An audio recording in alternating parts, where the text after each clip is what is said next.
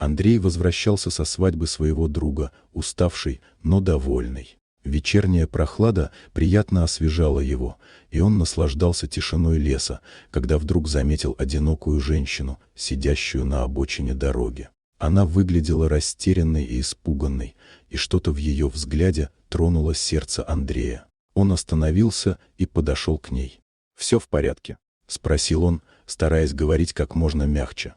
Женщина подняла глаза, полные слез, и после короткой паузы ответила: «Нет, не в порядке. Меня муж отвез в лес и оставил здесь. Я не знаю, что делать».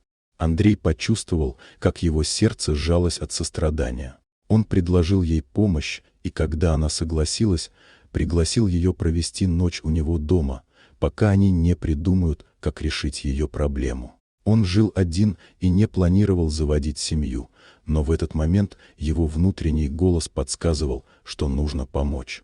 На следующий день, после того, как Андрей ушел на работу, он не мог избавиться от мысли о женщине. Он вспомнил о своем однокласснике, который работал в полиции, и решил обратиться к нему за помощью. Может быть, его друг сможет узнать больше о том, что произошло, и как помочь этой женщине. Вернувшись домой, Андрей был шокирован. В его квартире уже находились полицейские, которые арестовывали женщину. Он не мог поверить своим глазам. Оказалось, что она была подозреваемой в ограблении банка, и полиция искала ее по всему городу. Андрей в панике позвонил своему другу полицейскому, который рассказал ему, что женщина украла деньги для лечения своего сына. Он объяснил, что женщина не хотела идти на преступление, но у нее не было другого выхода. Друг предложил нанять адвоката, чтобы помочь женщине вернуть украденные деньги и, возможно, смягчить наказание. Несмотря на то, что у Андрея не было лишних денег, он решил помочь. Он вспомнил о своих сбережениях, которые собирал на отпуск, и, собрав все свои средства, нашел адвоката, который согласился помочь женщине. В течение месяца адвокат работал над делом, и Андрей поддерживал женщину, помогая ей морально. Наконец, пришла радостная новость.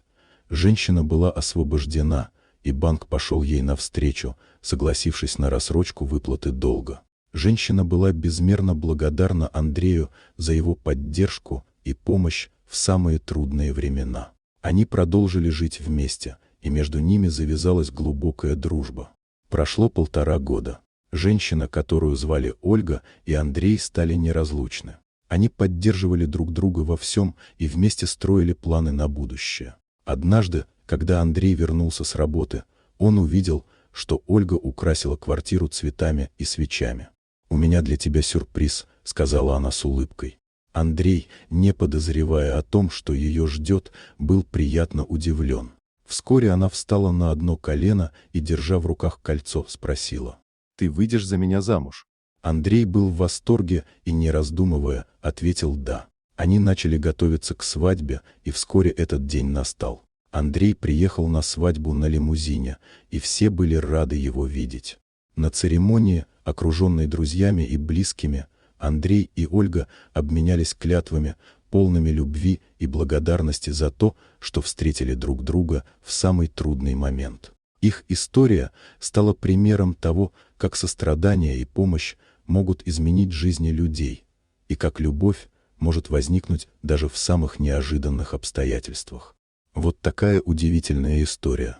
Дорогие друзья, если вам понравилось видео, поставьте лайк, а также подписывайтесь на канал, где найдете еще много интересного.